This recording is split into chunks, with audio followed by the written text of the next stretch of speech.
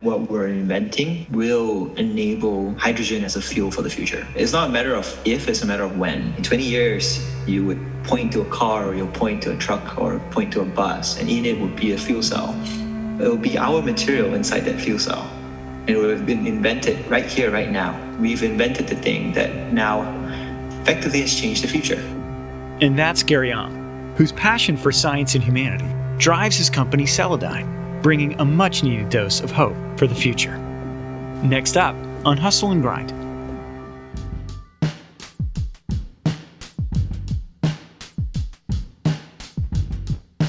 I'm Gary Ong, and I'm the CEO and founder of a company called Celadyne Technologies.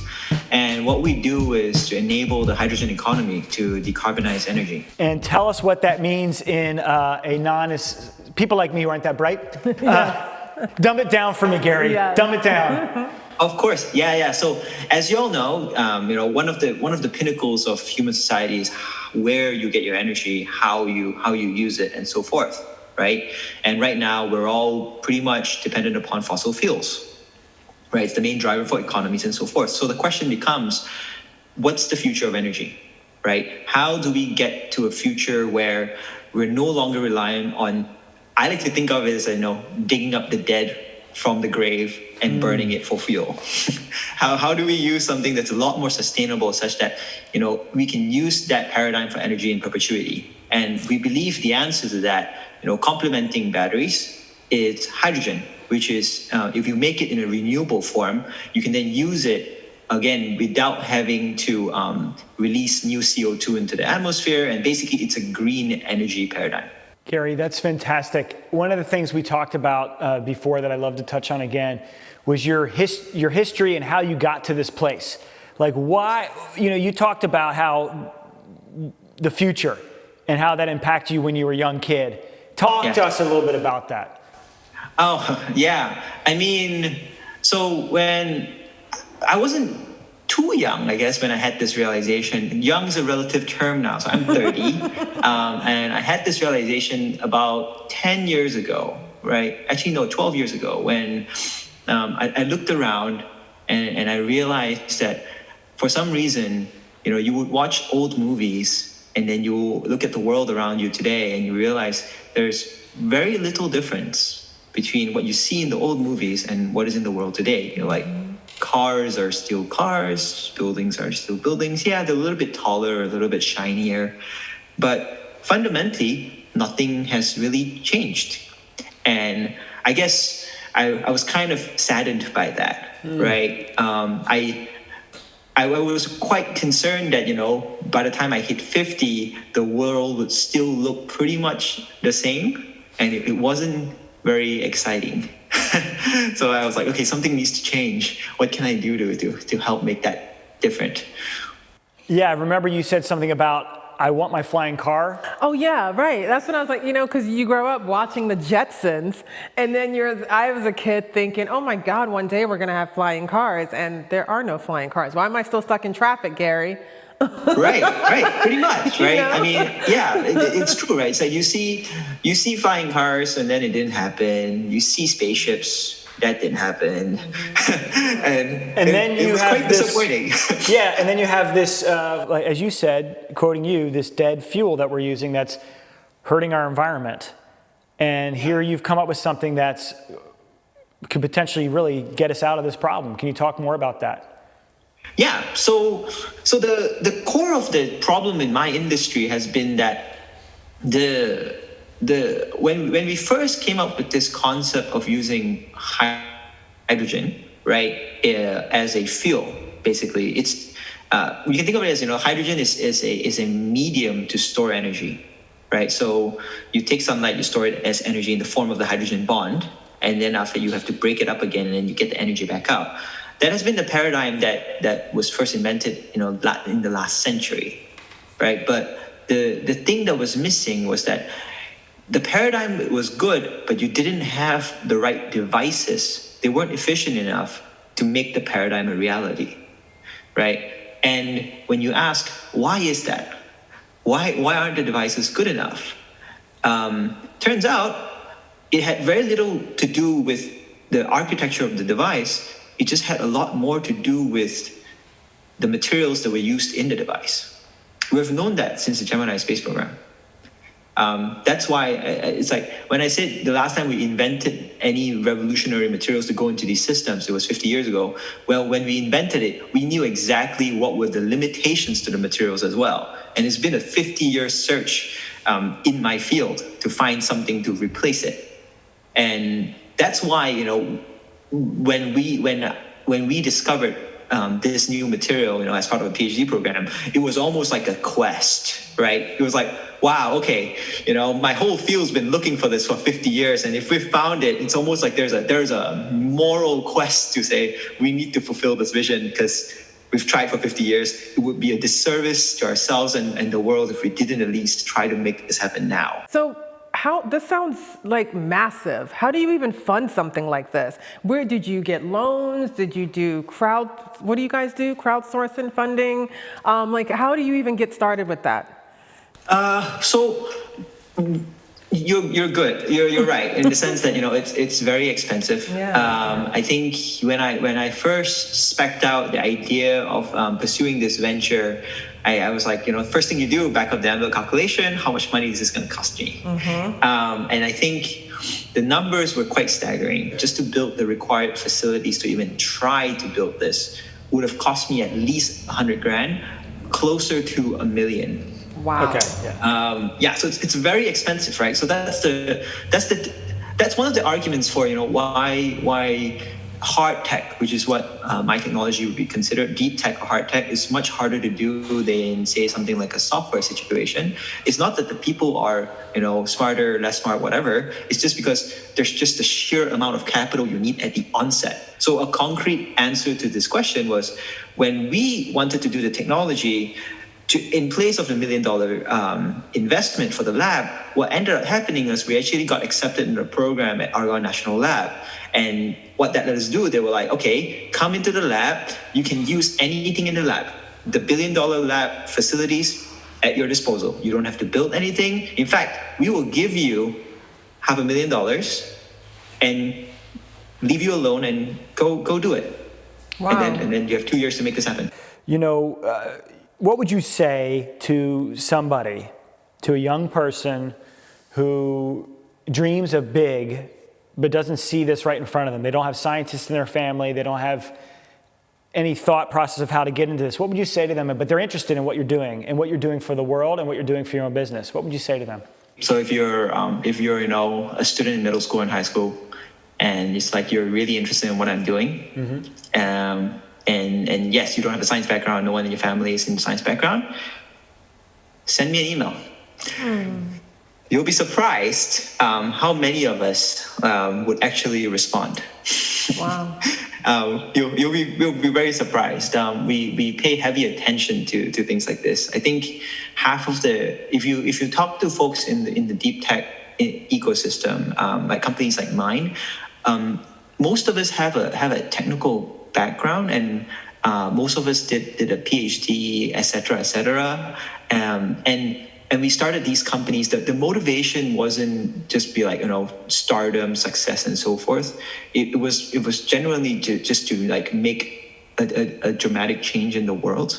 And because of that, all of us, I guess you don't get through a PhD program without having had the success, having had the benefit of a good mentor. So we fully acknowledge the importance of a mentorship role, and you'll be surprised if you are like a young student and you send me an email and you're like, hey Gary, I'm interested in what you're doing. Can you just like tell me more? Do you want to like hop on a call?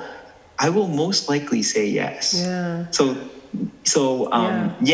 that's what I would do. Just reach out. You'll be surprised what you'll get just from asking. Yeah. On a more concrete level, after that call, obviously it's you know, preparation.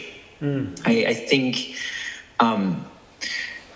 at the end of the day, if you want to try to do something like what I've done, preparation is key. You know, and that could mean in the form of education, in the form of training, and I guess.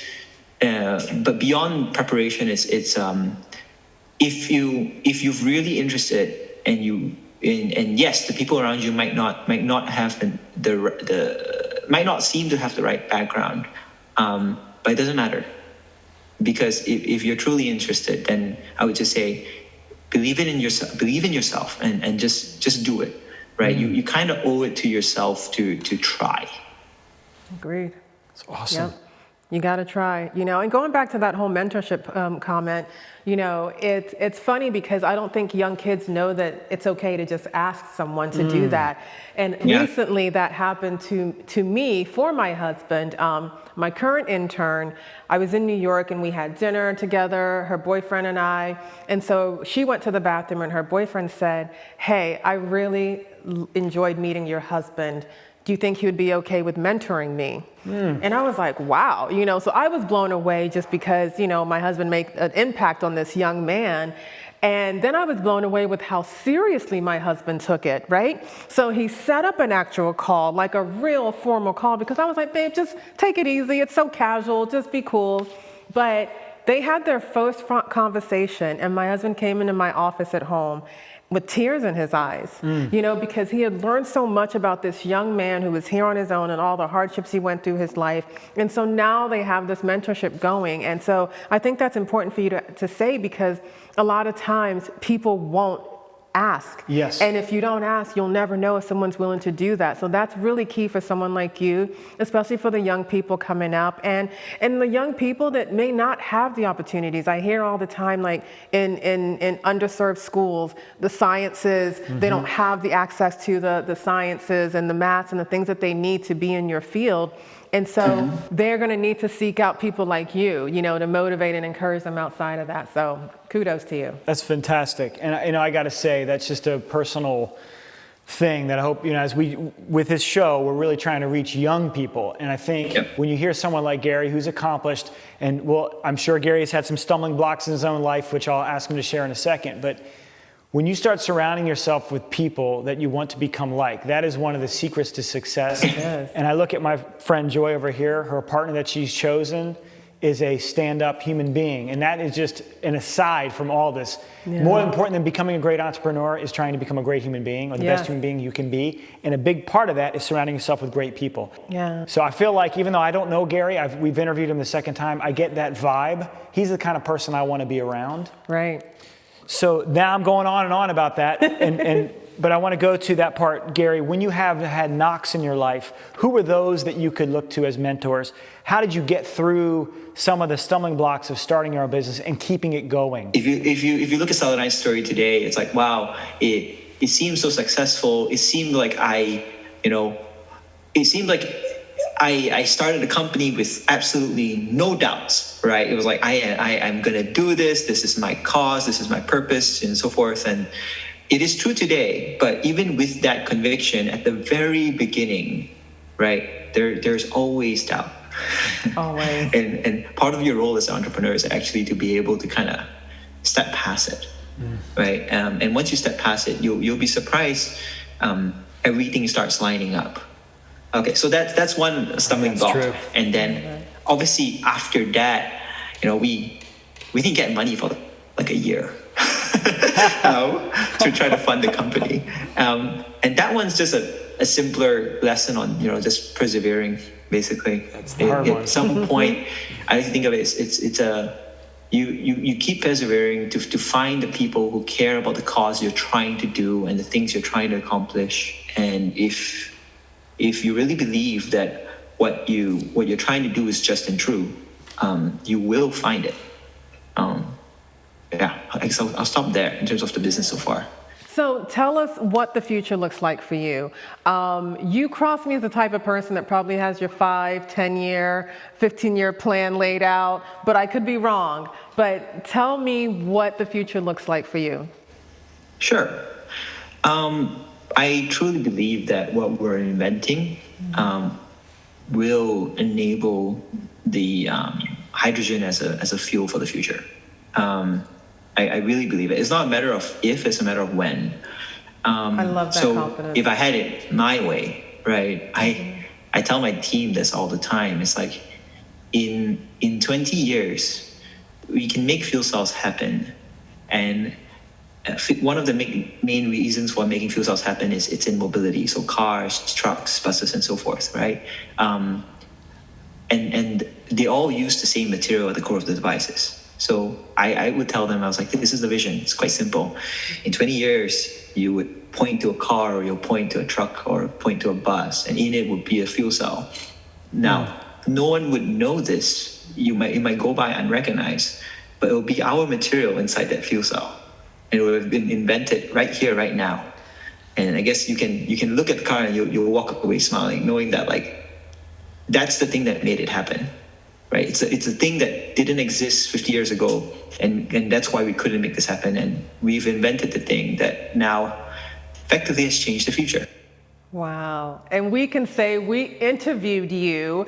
So when you are all over Forbes and every news cycle, we're going to be like, yep, that's our boy Gary.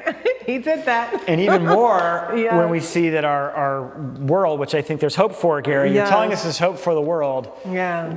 It's just, it even more so now gives me peace of mind that there's people like you and there are people that care Yep. about this and have solutions. Yep. That's thinking about what you're sending us into and what you're leaving us with, you know, Yeah. because this is something that will sustain and change the world even long after all of us are gone. So I loved hearing that. That's awesome, Gary. Yeah, and Gary, it's really neat. You know, we're lucky that we're getting we're getting this kind of wide variety of entrepreneurs, and with Joy and I being more on the art side, it's really fun to meet someone on the science side. But you also bring a lot of creativity, right, to that job. Can you talk a little about that, and then we'll wrap it up? How's it being creative in science? I think that I actually think that science requires a lot of creativity. Mm-hmm. This might be a little contrarian to say. I think when most folks think of science and math, they always think of, okay, the math says a particular thing, the science says a particular thing. Everything is very quantitative and concrete, right? And I would tell people, it's like, that's only true for science and phenomena and things we already completely understand. That is actually not true at all at the level of like deep science, or like, for instance, at the PhD level and so forth. So let me give you an example, right? Think about the way back. So today, if I talk to you about atoms, right, I think anyone will be like, oh yeah, I know what an atom is. It's the core building block of the universe, and et cetera, et cetera. There's a proton, there's an electron, whatever have you, right? Or the idea that water is made out of atoms. Okay, rewind a couple hundred years and imagine if you didn't know what an atom was. Think about how much imagination you need to look at a droplet of water and say, you know what? I bet this drop of water is composed of tiny little bits of things that I'm going to call atoms that stick together in this particular way and have this specific configuration and somehow comes together and makes me water. Yeah, that's true. You've got to be pretty crazy to come up with that paradigm, right? And it's almost like it takes a lot of imagination to come up with that paradigm, and then you have to be very rigorous for the next 100 years to prove that your imagination of the world is true. Wow. And it might be true or untrue. See, science is actually, in my mind, it's not in conflict with imagination or creativity. Science is actually just a process by which you test your creativity or imagination. That's all it is. Wow. It's just a trial and error test process. To actually come up with a thing that needs to be tested in the first place, that's pure creativity right there. Wow, never looked at it that way. I mean, it makes perfect sense, but when you speak on it in that manner, you realize it takes a lot of creativity. Yeah, because you're kind of, and in some ways, and moving back to entrepreneurship, it's actually the same thing, right? Because with entrepreneurship, you're effectively trying to imagine the future. Again, if I were to ask you, okay, what's the future going to be like in 50 years? Your first hypothesis would probably be like, oh yeah, I see buildings, I see cars, I see humans wearing a particular kind of clothing. And I'm like, okay, that's because you're assuming the world doesn't change. And 50 years from now still looks like 50 years today. Now open your mind. What if you could redesign the world from scratch? How will the world look in 50 years? See, and then when I think about that, then all of a sudden I'm like, oh, you know what? I think I would really like to have a space colony at the Lagrange point. Okay, that's very different now. All of a sudden, like, okay, so for that to happen, that means you must have had figured out a way to go to space, and you can extrapolate from there. All of a sudden, the whole world looks different. And it's like, okay, now let's apply science and engineering to it. How do we get there? Wow. Wow. I don't know about you guys, but I'm floored. Garyon, Celadyne, I think we've got some really great people that are doing some great stuff, but you can also get involved if you're interested. Email this guy right here if you want to learn. Gary. Yeah. Awesome. Yeah. Yes. Thank you. Thank you That's for it our joining show. us today. Great. Gary, you were fantastic. If you want to be a guest on our next show and you have a great story, check us out on thehustle.tv. Don't forget to like us on the link below and subscribe.